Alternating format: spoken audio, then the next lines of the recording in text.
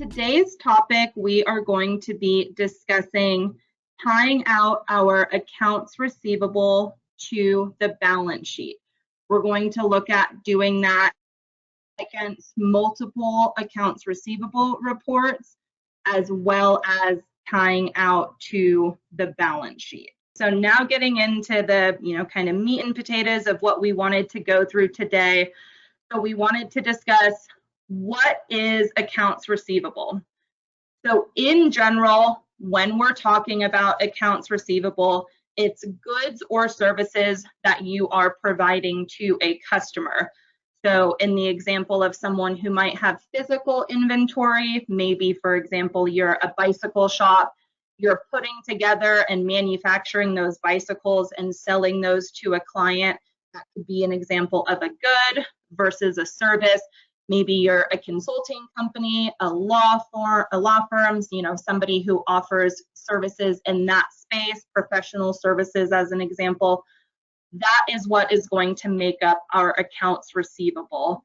And then specifically with those accounts receivable transactions and how they flow into QuickBooks, those are going to be set up, be paid on specific terms that are set with our customers.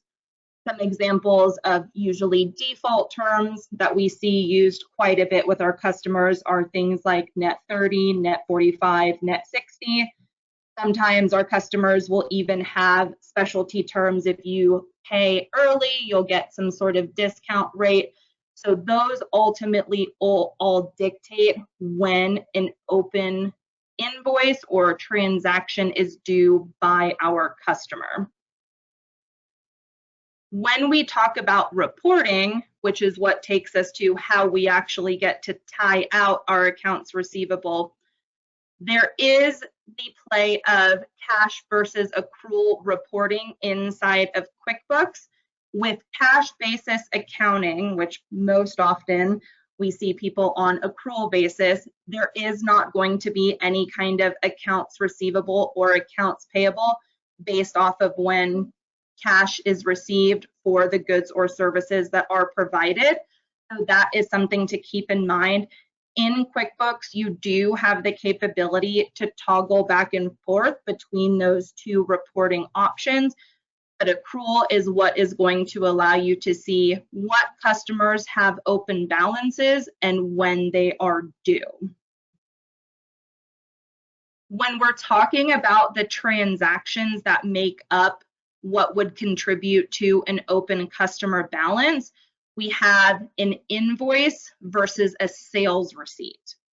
So what an invoice is it allows you to enter in the goods or services that you are providing to your customer, and you present the terms to identify what the due date of that transaction is, meaning when you expect your customer to pay by.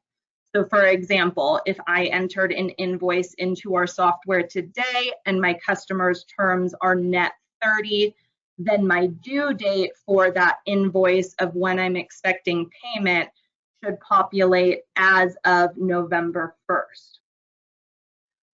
How a sales receipt is different is it captures both the invoice side of the goods and services you are providing to a customer, as well as the payment in one. So it records those two transactions together to say that these things were provided to our customer and they have paid us in full for these goods or services, so no balance is due. What that means is when we are looking at our AR aging report, we don't expect to see sales receipts on that report, since that transaction includes payment and does not allow for an open balance.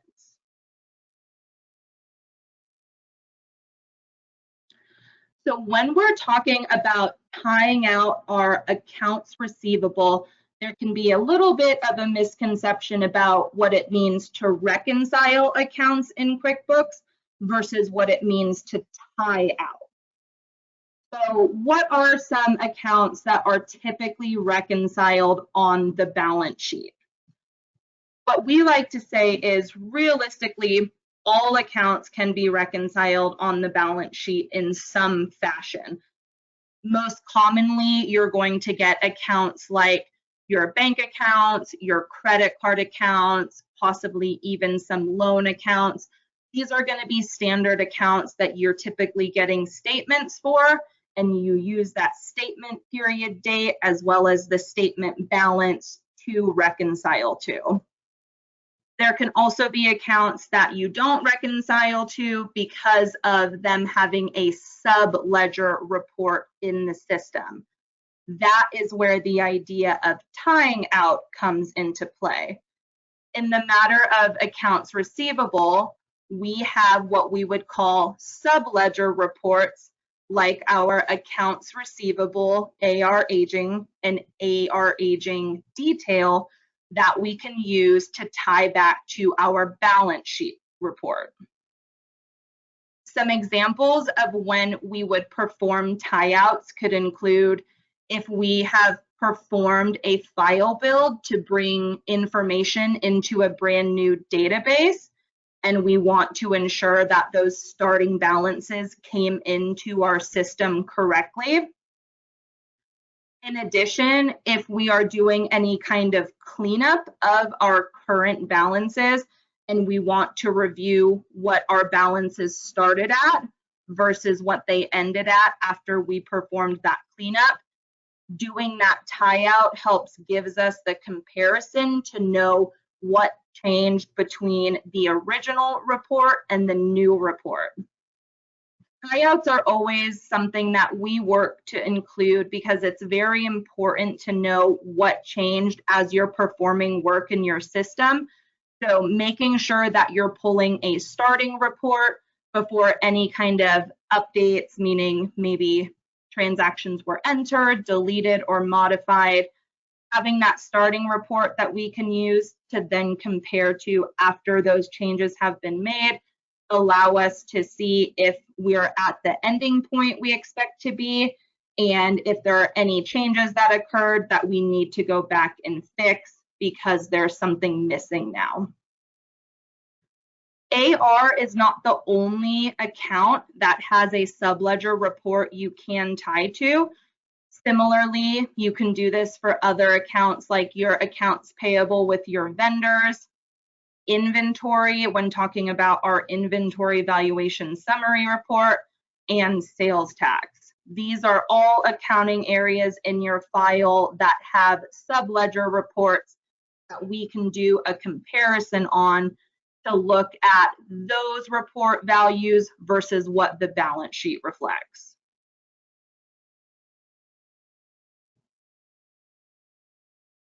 So now we get to actually, what does it mean to tie out accounts receivable? So I'm going to go ahead and talk through what each of these mean, and then I'm going to bring up our QuickBooks file to show where you would get that reporting information from.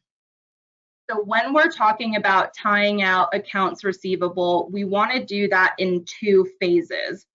The first is going to be to tie out our AR aging summary to our AR aging detail report. We would expect these reports to reflect the same information.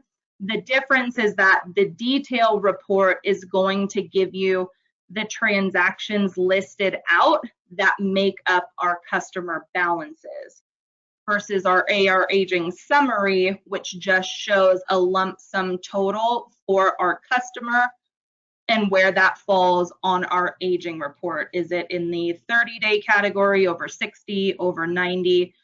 So both of those will show us the same amount of information, and the expectation is that they do tie to each other. In the case of them not tying, what that typically indicates is that we may have some sort of issue with our customer account themselves, or even a corrupted transaction that could be producing an incorrect value that our report isn't identifying properly. In the case of that, what we would typically recommend is doing a verify of the QuickBooks file in order to see if QuickBooks is showing any errors related to our customer accounts or transactions. Most often, the subledgers do tie, but on rare occasion that it doesn't, that's an easy way to do some immediate troubleshooting to see if there is some sort of error that a rebuild would fix. After you've confirmed that the AR aging summary and detail reports match, the next thing is to do that comparison back to the balance sheet, which is making up, half of our financials that we review on a regular basis. We've got our balance sheet and our profit and loss that come together to make our trial balance. The AR aging is going to reference the account on the balance sheet. So that's where we want to make sure that the two match. Again, we want to ensure that we're running these for the same date. I would say I see more often than not, we think that those reports don't match. A lot of times it is due to different dates being run for each of the reports. So clearly an easy fix there, but wanting to make sure that we're referencing the same accounting period to ensure those two things tie is very important.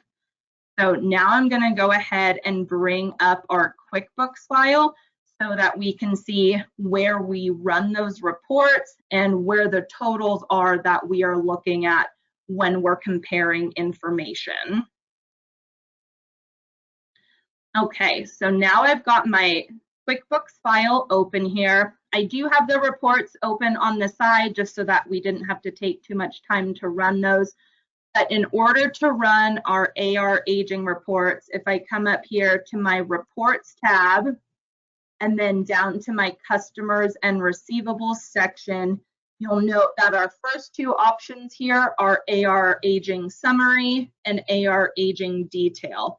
Again, the expectation is that these two should match, with the detail just giving us the actual list of open transactions. So if I come over here to those reports that I've already worked to run, I'm going to start with my AR aging detail. This is run, typically it would be run as of today's date because I'm in a sample file, it gives us a date in the future. But the default is typical to have this report run as of today, and it gives you the list of open transactions. So you can see here we've got mainly invoices with a credit memo, a check, and a general journal.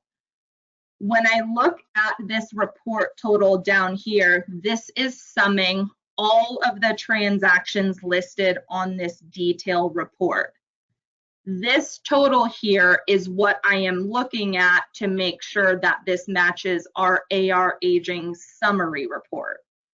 So now if I come in here to our AR aging summary, I want to make sure, am I seeing $14,707.88?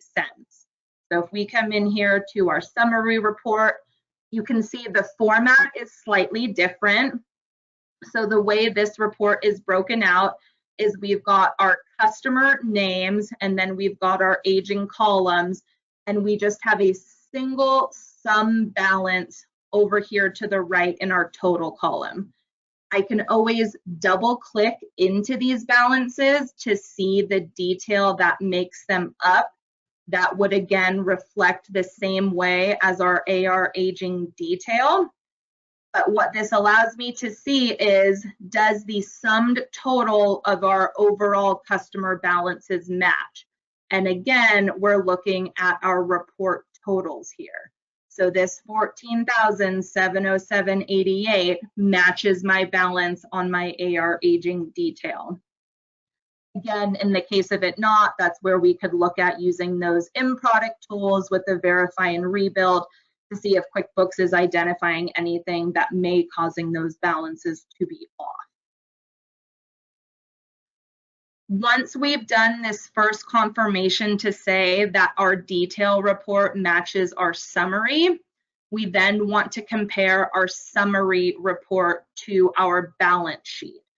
So similar to how we're referencing our report totals, I would do the same thing here to say, Does my AR aging summary report total match what is on my balance sheet? And if I come in here to my balance sheet, I look in my assets section and go to my accounts receivable account and see what this account balance shows. In this case, it matches. So not only does my AR aging detail match my summary, but my summary also matches my balance sheet, which means my detail matches my balance sheet. So we're able to have that association to say all of the reports tie and the AR account balance matches across the board.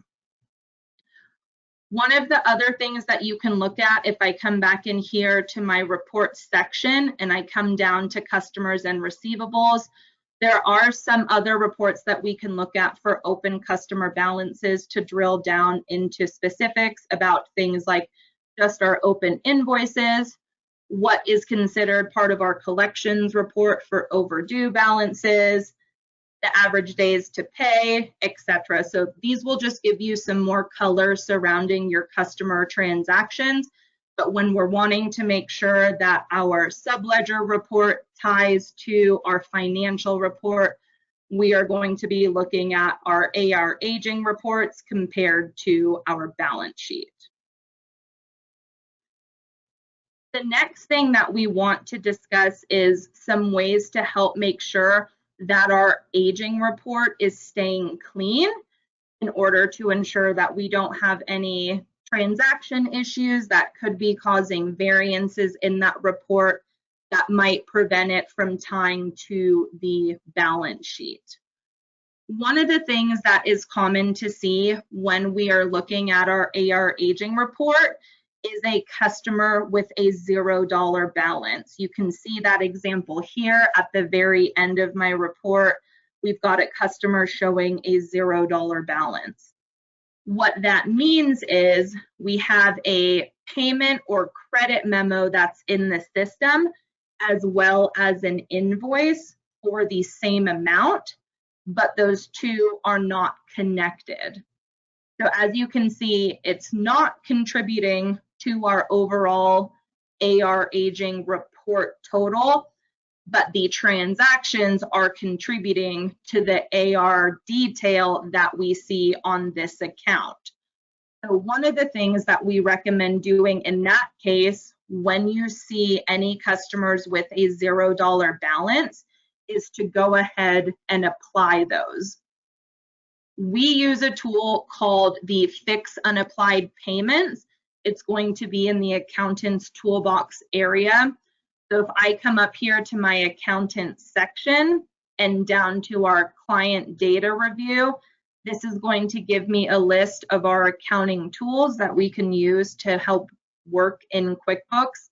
That first option up here being Fix Unapplied Customer Payments and Credits. Again, I've got that open for us already. So as you can see here, this is the customer that has a credit and an invoice for the same amount. What we want to do is connect this credit to our invoice so that the invoice no longer shows as open and those transactions will come off of our aging report. So I can go ahead and click the transactions in here. I can say apply once they're checked off. And I can say save. And then once that is done, you can see this customer comes out of this window because it no longer has an outstanding balance.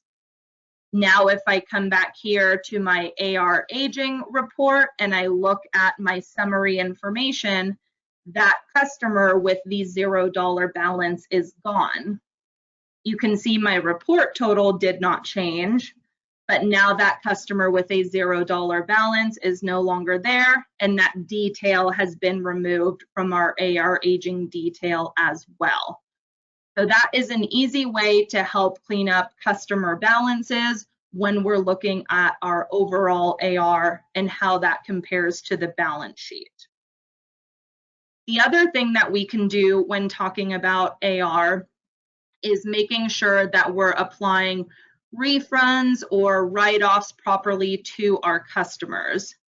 If I am in here creating an invoice, and QuickBooks allows you to get to that invoice creation in a multiple of ways, I can come up here and say customers, create invoice. I can also navigate to my invoice area from my home screen. But if I come in here and I say create invoice, and I need to either refund our customer this balance that is showing they owe us, or provide some sort of credit memo, I've got these quick create options on my invoice to do so. So you can see up top, I have the option up here to say refund or credit. So I can work to do that to give them back some sort of dollar value on this order. Additionally, I can also choose to receive a payment and apply a discount. So if I choose to enter a payment for my customer, I can come up here and say discounts and credits. And what that allows me to do is apply some sort of value back to the invoice to reduce the amount that is owed. Both of those are ways to help ensure that any kind of amount that should be given back to the customer is entered properly in QuickBooks. We want to, if possible, avoid entering journal entries against our AR aging or AP aging accounts. So again, when we're talking about doing any kind of cleanup to maintain our AR aging report, using those quick create options on our invoice to apply a refund or credit, or applying a discount when receiving payment, are the best ways to ensure that we are providing that information back regarding what we owe our customer. Okay, so that was a lot of information, I know, but ultimately the biggest thing that we need to take away from this is that our AR aging report should always tie back to the balance sheet. The individual reports between our AR aging summary and AR aging detail should tie as well. If they don't, the next best option is to perform a verify and review any kind of errors that QuickBooks could be providing that we might be able to troubleshoot and resolve to get those reports matching again. But ultimately, this is something we should be running and reviewing on a monthly basis, or maybe if we're doing closes on a quarterly basis, whatever that frequency is for your company, that's going to be the best time to review these reports to ensure that that information matches and to allow you the opportunity to do any kind of cleanup of old or incorrect balances. Thank you guys so much for your time, but hopefully you guys feel good about being able to go and look at your AR aging reports and ensure that they match your balance sheet so that you can feel good about your customer balances and your overall financials. Thank you so much.